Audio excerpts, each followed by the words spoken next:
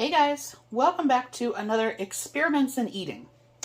So you may have heard me say recently that after a conversation with my doctor, she wants me to monitor my carbs. I'm not doing keto, but I am doing a lower carb, 25% of my daily calories. And one of the things that I started thinking about today when I was getting ready to do lunch was whether I wanted to spend the carbs on normal bread or if I wanted to try one of the keto low carb bread options. Having a look last night, I remembered that I had talked to my cousin when she went low carb about cloud bread or Oopsie bread. And I've never made it because I've never not just had normal bread. So today, I thought I would give that a try. Now, the first thing to know is that there are tons of different ways to make this. A lot of them are eggs, cream cheese, and cream of tartar. Then I saw some that were eggs, mascarpone cheese, or Greek yogurt, or sour cream, or cottage cheese. And some had vinegar, some had baking soda, some had seasoning, some didn't, some added artificial sweetener or sugar. So here's what I've done. I've basically pulled together what I have here, and I'm going to try it this way. In my particular case, and this is not a super standard recipe by any means, there are tons of recipes out there that you can choose from. This is just what I'm going to do. I'm going to use 2 whole eggs and 1 egg yolk. And then I'm going to use cottage cheese as my dairy. I am going to use baking powder in the place of cream of tartar. Most of them call for a little bit of salt. And then I'm going to add granulated garlic and onion powder to give it kind of a more savory flavor. Now, you can do these like drop biscuits just on a straight piece of parchment paper, but I had actually bought the silicone mold for doing English muffins, and I thought that's the perfect size to do these little cloud breads. Now, they are very, very thin, and you would use like 1 piece for the top and 1 piece for the bottom in terms of a bun. The way that I've calculated the recipe doing it this way, they will be 45 calories each, and they will have 0.5 grams of carbohydrates.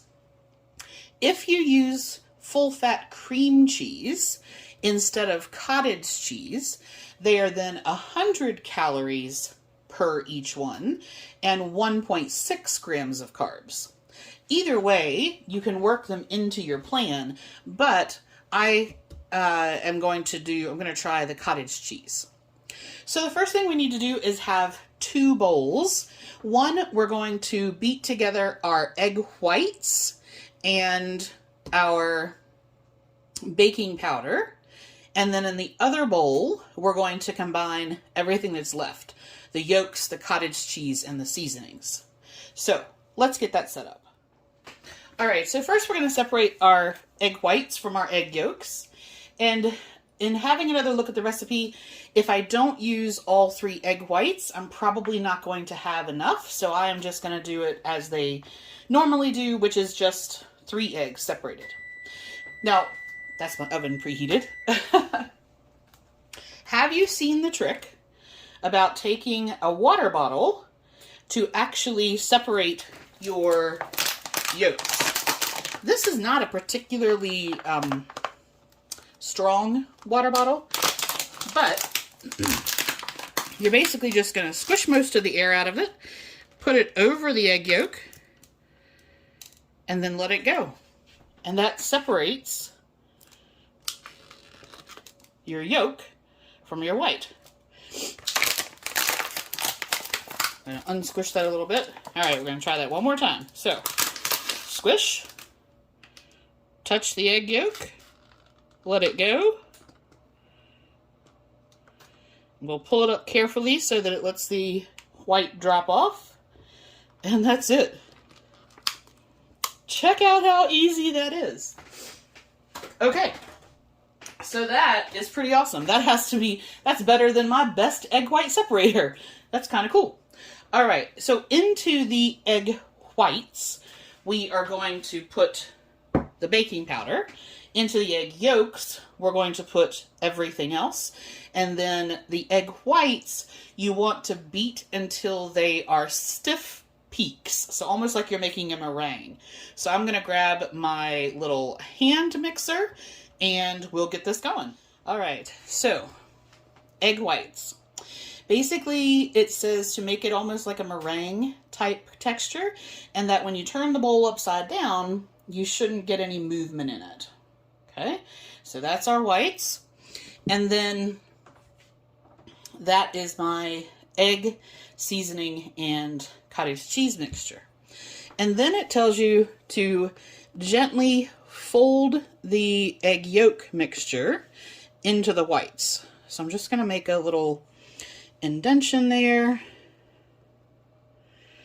Pour about half of that in to start.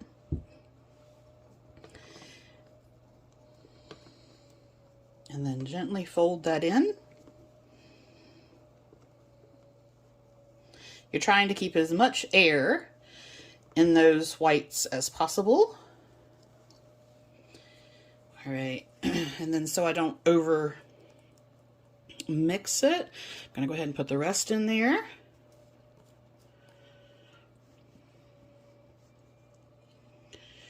Okay, so I'm gonna fold this in, and then I'm going to spray my mold, and we will divide that into 6 portions. All right, so here is our gently folded mix. That's sort of the consistency that you're looking at there. So I'm going to divide that over the 6. It looks like there's actually going to be more in here than I need. The recipe said that it could serve from like 4 to 8. So let's get the base amount down. I don't think this is going to rise a lot, so pretty much whatever you get in the container is what you're going to get. Okay, so that's our basic 6. That's how much we have left. So I'm just going to divide this across the little pieces I have left.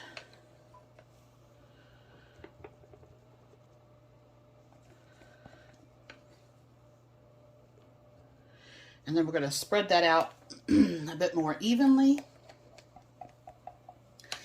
And this goes into, I've seen quite a few different times and temperatures. It ranges from 300 to 350, and I've seen several at 325. So that's what I'm going to do, is 325.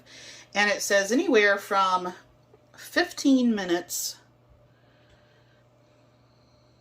These are going to be quite tall if they... They're going to be like English muffin height. I don't know. Maybe they flatten out a little bit as they're baking. I don't know. Okay, so 325. The average time seems to be 20 minutes, but with an advisement to keep an eye on it at like 15, depending on your oven. Now, you could definitely do this in your air fryer oven as well, but I'm just going to use the normal sort of baking oven. Okay. And it said that you could add additional seasonings if you wanted to do like everything buns. You know, you could. I don't know how that would affect the density of it. Who needs a little bit more? Okay. All right. So I'm going to get these into my preheated oven, and we'll see what they look like in 15 minutes. Okay, so we are on 325, and the timer's just gone for the first 15 minutes. So let's see what we got. Ooh, sorry, I'm fogging you up. So those rose more than I thought they were going to. I may only need one. I may not have to use two. That'll be interesting. Okay, so I'm going to leave those in for another 5 minutes because they're doing fine, and we'll check them at the 20-minute mark. All right, here we go. So they're going to be really soft. Now let's see, whew. All right, they came away from the sides completely easily. The next thing is they said to let them cool 100%. So I'm just going to push these back on the table, go do some other stuff, and we will check on them later. All right, so let's look at what we ended up with. So this, you can see how flexible that is. So this is super, super soft. And a lot of the recipes will say to toast it if you want to. So it looks like, I mean, they cooked beautifully. That's not a problem. It's very, very spongy, which you would expect from egg whites. And so I gave you the adjusted totals for that. They're at this size, they are 43 calories and 0.3 carbs, total carbs, per each one. And they've basically said, if you want them to be a little bit firmer bun texture, then toast them. So I'm going to use 2 of these tonight for a sandwich for dinner. I'm going to toast these in the air fryer. Basically, I'm going to put the sandwich together and then put it in the air fryer to kind of toast it before I put my veggies on there. And we'll see what it looks like. But yeah, this is cloud bread. All right, so here we go. I am going to have one of my freezer meals, my chicken and dumplings, for dinner, but I'm going to do this as a little sandwich. So I have 2 of these, and they are like super, super soft.